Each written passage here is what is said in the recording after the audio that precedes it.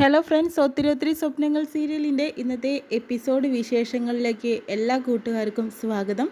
അങ്ങനെ തന്നെ വർഷയും അതുപോലെ തന്നെ വിവേകും കൂടി ശ്രീനാഥിനെ കാണാനായിട്ട് ആ ഹോസ്പിറ്റലിൽ എത്തിയിരിക്കുകയാണ്. ഡോക്ടർ പറഞ്ഞു, നിങ്ങൾക്ക് എന്തായാലും ശ്രീയെ കാണാനൊക്കെ പറ്റും, പക്ഷേ അയാളുടെ കണ്ടീഷൻ വളരെ മോശമാണെന്ന രീതിയിൽ. പെട്ടെന്ന് തന്നെ ശ്രീനാഥ് ഒരു മരുന്നൊക്കെ തേച്ച് എന്തായാലും കുളിക്കാൻ വേണ്ടി റെഡിയായി നിൽക്കുമ്പോഴത്തേനും അവിടുത്തെ ഒരു സ്റ്റാഫ് വന്നിട്ട് ശ്രീയോട് പറയുന്നുണ്ട്, സാറിനെ കാണാനായിട്ട് 2 പേര് വന്നിട്ടുണ്ട്. എന്നെ കാണാനോ? തൻ്റെ ഫ്രണ്ടാണെന്നൊക്കെയാണ് പറഞ്ഞത്. എന്നെ കാണാൻ ആരും വരില്ലടോ, അങ്ങനെ ആരും വരാനുമില്ല എനിക്കെന്ന് പറയുന്നുണ്ട്. അവർ സാറിനെ കാണാൻ തന്നെ വന്നതാണ്, അവിടെ നിങ്ങളെ കാത്തു നിൽക്കുന്നുണ്ടെന്ന് പറയുന്നു. പെട്ടെന്ന് തന്നെ ശ്രീനാഥ് ചിന്തിക്കുന്നത്, വർഷ എങ്ങാനും വന്നിട്ടുണ്ടാവോ, എന്നാൽ പിന്നെ അവർ തന്നെ ആയിരിക്കും എന്ന ഉറച്ച് വിശ്വാസമുണ്ട് കേട്ടോ ശ്രീനാഥിന്. അതിനുശേഷം തന്നെ വർഷ വളരെയധികം വിഷമത്തോടുകൂടി കരഞ്ഞുകൊണ്ടിരിക്കുകയാണ്. അപ്പോഴത്തേനും വിവേകാണെങ്കിലോ വർഷയെ ആശ്വസിപ്പിക്കുന്നുണ്ട്. താൻ എന്തിനാടോ ഇങ്ങനെ കരയുന്നത്? കരയേണ്ട ആവശ്യമൊന്നുമില്ല, ശ്രീനാഥിൻ്റെ അടുത്ത് താൻ എത്തിയില്ലേ, ഇനി വിഷമിക്കേണ്ട. പെട്ടെന്ന് കണ്ണീരോട് കൂടി നിൽക്കുന്ന വർഷയെ കാണുമ്പോൾ വിവേകിന് വളരെയധികം സങ്കടമാവുന്നുണ്ട്.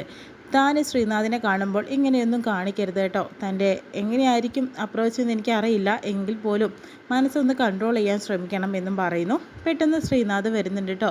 വളരെയധികം നേരത്തെ കണ്ട ശ്രീയേട്ടനെ അല്ല, ശ്രീയേട്ടൻ വളരെയധികം മാറിയിരിക്കുന്നു. വളരെയധികം വിഷമത്തോടു കൂടിയുള്ള ഒരു മുഖഭാവത്തോടു കൂടി ശ്രീനാഥ് വരുന്നുണ്ട്.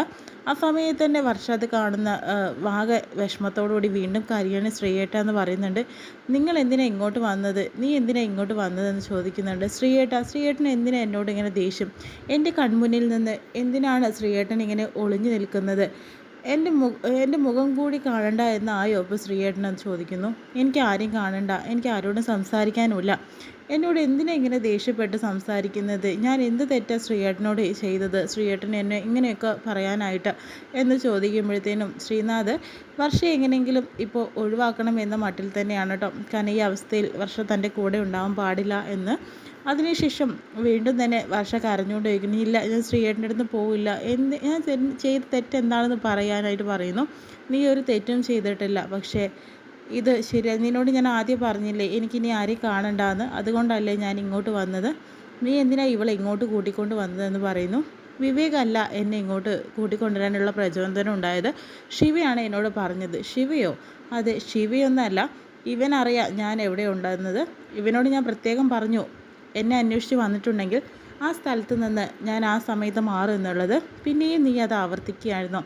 വിവേകിന് അറിയാവുന്ന കാര്യം എനിക്കറിയില്ലായിരുന്നു ശ്രീയേട്ട, എന്നോട് ശിവയാണ് പറഞ്ഞത്. പറഞ്ഞ സമയത്ത് ഞാനിവിടെ എത്തുകയും ചെയ്തു എന്ന് പറയുന്നു.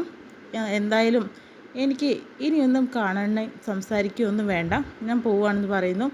വർഷയുടെ വാക്കുകൾ വിശ്വസിക്കാതെ നമ്മുടെ ശ്രീനാഥ് അകത്തേക്ക് കയറി പോകുന്നു കേട്ടോ. ഇത് കാണുന്ന വർഷ വീണ്ടും വിഷമത്തോടു കൂടി കരയാണ്. അതിന് ആ സ്റ്റാഫ് ശ്രീനാഥിനെ റൂമിലേക്ക് അയക്കുന്നുണ്ട്. എന്നിട്ട് ചോദിക്കുന്നുണ്ട്, എന്തിനാ സർ അവരോട് താൻ സംസാരിക്കാതിരുന്നത്?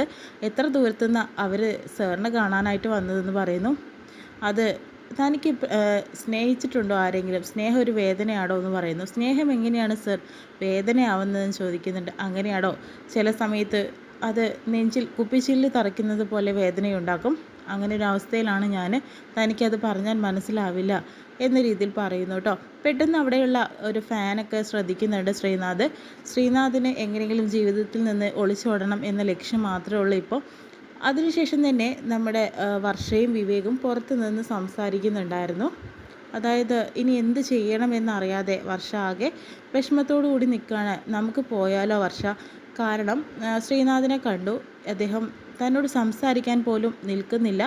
ഇനി അദ്ദേഹത്തെ കണ്ടുകൊണ്ട് ഇവിടെ നിൽക്കാനായിട്ട് പറ്റില്ല, നമുക്ക് പോകാം എന്ന് പറയുന്നു. വിവേക്, എനിക്ക് എങ്ങനെ ഇത് സഹിക്കാൻ സാധിക്കും? എനിക്ക് ശ്രീയേട്ടൻ പറഞ്ഞ കാര്യമൊന്നും എനിക്കറിയില്ല, ഞാൻ എന്താ ചെയ്യേണ്ടതെന്നുള്ളത്. ഞാൻ വിവേകിനോട് ഒരു കാര്യം പറഞ്ഞിട്ടുണ്ടെങ്കിൽ വിവേക് അത് സമ്മതിക്കുമോ എന്ന് ചോദിക്കുന്നുണ്ട്. തൻ്റെ എല്ലാ ആവശ്യങ്ങൾക്കും ഞാൻ എന്നും കൂട്ടല്ലേ നിന്നിട്ടുള്ളൂ, ഇനി അത് തന്നെയായിരിക്കും, തൻ്റെ ഭാഗത്ത് തന്നെയായിരിക്കും ശരി. അതിനുവേണ്ടി ഏതറ്റം വരെ പോകാനും ഞാൻ തയ്യാറാണ്. താൻ ധൈര്യമായിട്ട് എന്താ തൻ്റെ മനസ്സിലുള്ള ആ കാര്യം എന്ന് പറഞ്ഞോളൂ എന്ന് ചോദിക്കുന്നുണ്ട് കേട്ടോ വർഷയോട്. ആ സമയത്ത് നമുക്ക് ശ്രീയേട്ടനെ ഇവിടുന്ന് കൂട്ടിക്കൊണ്ട് പോയാലോ നമ്മുടെ കൂടെ എന്ന് പറയുന്നു. എന്തൊക്കെയാണ് വർഷ ഈ പറയുന്നത്? എറണാകുളത്ത് നല്ല ചികിത്സ കിട്ടില്ലേ, അവിടെ ആക്കാം നമുക്ക്. നമ്മുടെ കൺവെട്ടത്ത് തന്നെ ശ്രീയേട്ടൻ എപ്പോഴും ഉണ്ടാവുമല്ലോ, ആ ഒരു പ്രതീക്ഷയിൽ എനിക്ക് നിൽക്കാമല്ലോ എന്ന് പറയുന്നുണ്ട്. ശ്രീനാഥിന് ഇവിടെ നല്ല ട്രീറ്റ്മെൻറ്റ് കിട്ടുന്നുണ്ട്, ഇവിടെ അദ്ദേഹത്തിന് കുഴപ്പമൊന്നുമില്ല. ഇവിടുന്ന് കൊണ്ടുപോകൽ വളരെ റിസ്ക് ആയിരിക്കും. അയാൾ വരുമോ എന്ന് പോലും അറിയില്ല. താൻ എന്തൊക്കെയാണ് പറയുന്നത്? അത് പിന്നെ എന്തായാലും എനിക്ക് ശ്രീയേട്ടനെ ശുശ്രൂഷിച്ചേ പറ്റുള്ളൂ. കാരണം അദ്ദേഹത്തിന് എൻ്റെ മനസ്സിലൊരു സ്ഥാനം, ഒരു രക്ഷകർത്താവിൻ്റെ സ്ഥാനമാണ്. ഒരു പക്ഷേ ഞാൻ വളരെയധികം മോശപ്പെട്ട അവസ്ഥയിൽ പോലും എന്നെ സംരക്ഷിക്കാൻ കാണിച്ച ആ ഒരു മനസ്സുണ്ടല്ലോ, അത് എൻ്റെ രക്ഷകർത്താവിൻ്റേതാണ്. അപ്പോൾ അദ്ദേഹത്തെ അതുപോലെ തന്നെ എനിക്ക് സ്നേഹിക്കുകയും വേണം, സംരക്ഷിക്കുകയും വേണം. ഒരിക്കലും ശ്രീയേട്ടൻ ഇങ്ങനെ നശിച്ചു പോയത് ഒരിക്കൽ ശ്രീയേട്ടൻ സ്നേഹിച്ചൊരു പെണ്ണ് കാരണമാണെന്നുള്ളത് ആരും പറയരുത്. അത് എനിക്ക് തിരുത്തണം വിവേക്. അതിലൂടെ തന്നെ ശ്രീയേട്ടൻ നന്നായിട്ടുള്ളൂ എന്ന രീതിയിൽ തന്നെ ശ്രീയേട്ടൻ വരണം. അതിന് വേണ്ടിയിട്ട് തന്നെയാണ് ഞാൻ ആഗ്രഹിക്കുന്നത് എന്നൊക്കെ വിവേകിനോട് വർഷ പറയുന്നുണ്ട്. താൻ എന്തൊക്കെയാണ് പറയണേ? ഇനി താൻ കാരണമല്ല ശ്രീയിൽ ഇങ്ങനെ പ്രശ്നം ഉണ്ടായത്, അത് താനൊന്ന് വിശ്വസിക്കുമെന്ന് പറയുന്നുണ്ട്. ആയിരിക്കാം, പക്ഷേ ഇത് എനിക്കും വിവേകിനും മാത്രമേ അറിയുള്ളൂ. ബാക്കിയുള്ളവർക്കൊന്നും ഇതിനെക്കുറിച്ച് ഒന്നും അറിയില്ല. പക്ഷേ ഞാൻ പറഞ്ഞത് വിവേക് മനസ്സിലാക്കണമെന്ന് പറയുന്നു. ശ്രീനാഥിന് ഇവിടുന്ന് കൊണ്ടുപോകാമെന്ന് പറഞ്ഞിട്ടുണ്ടെങ്കിൽ എന്തൊക്കെയാണ് പറയുക, ഡോക്ടർ എന്ത് പറയുമെന്ന് നമുക്കറിയില്ല. നമുക്കത് ചോദിച്ച് മനസ്സിലാക്കണം. എന്നാൽ പിന്നെ അങ്ങനെ ആവട്ടെ എന്ന് പറയുന്നു.